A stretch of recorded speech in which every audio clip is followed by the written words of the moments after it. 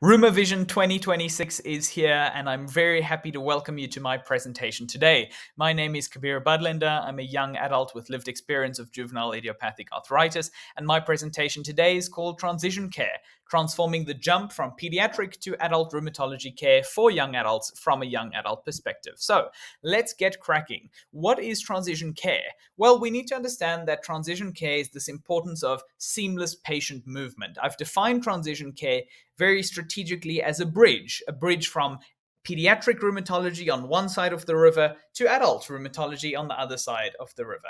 And transition care is that bridge that is able to link these two worlds. EULAR Pres guidelines define this as something that's purposeful, something that is planned, and as a multidimensional process that is going to help young people with these conditions move from child-centered to adult-oriented care.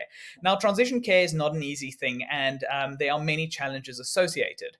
And why these challenges occur is because transition care requires stability, organization, confidence from a young adult perspective, openness, and coordination from a physician perspective. It requires communication with different parties, but most importantly, it requires trust. It's a relationship built on trust.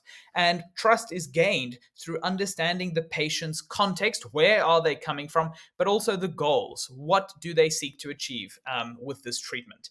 There are many challenges too, like developmental readiness. Some adolescents may feel that they lack the readiness for adult care responsibilities. And adherence to medication is another real challenge for adults and young adults alike, especially once we get into biologics requiring prior organization, like infusions or self-administration. Another issue is the system and the healthcare system in terms of fragmented services impacting continuity. So we may not be able to schedule appointments in such a way that there's a clear transition period, but rather that care becomes fragmented because of disruptions. And again, we need a map as young adults. And right now there isn't a very clear map. And so sometimes you may find that lack of defined protocols result in inefficient transitions. From a provider perspective, we see that there may be knowledge gaps because young adults, we do come with a lot of baggage. It may be mental health, nutrition, fertility, substances. All of these issues are big, but the biggest one is being able to communicate with enough detail but in a way that's accessible. Transition care is also a really exciting process. We see that from beyond 18, many new drugs and treatment options open up, and that can be fantastic for people with treatment-resistant disease. But it's clear that both provider and practitioner are in line with one another. So, how do we transform transition care? With one word, and that key takeaway today is collaboration. We need to be understanding what the patient wants to achieve and then working with other stakeholders, as you'll see on the screen, to successfully enable transition. So let's go in more depth. We need to understand when a person is ready to transition because there's no uniform timeline. I may be 16 and I may be really keen to take on my own health. I may be 18 and I may be struggling. So it's important that we get the medical aspect right, but also the emotional, physiological, the whole continuous response as a patient. We need to make sure the patient is ready for transition. We need to have joint clinics between collaborations with the pediatric and adult care provider. So we have smooth transition, timely follow-up so patients aren't left in the dark waiting, and structured programs. We need teamwork. Collaboration, communication, support, and continuity.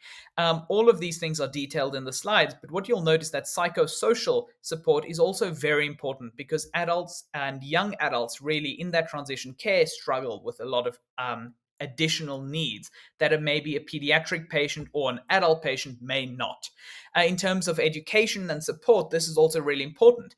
Sometimes the youth need to feel like they are in control of their care, and that comes down to shared decision-making and other strategies. But we need to make sure that as people working in this industry, we work to support patients through this transition. And then communication, you'll see the triangle of the pediatric provider, the adult care provider, the patient, and right in the middle is a cell phone. Why? Because communication is where this all stems from. We need to understand clear handover, shared records using software like MyChart and beyond to actually ensure that all doctors are in the loop on a patient's care, regular updates and patient involvement, and that comes through shared decision making. We can use technology for good. especially because young adults love technology. And so sometimes looping that in is very effective in their care. So let's make the bridge stable, safe, enticing, and useful. Why? Because the youth are the future. When we work together, we can transform transition care into the truly vital process while making young adult patients feel seen, validated, and understood. Thank you for your time, and I really hope this presentation was helpful and informative for you today.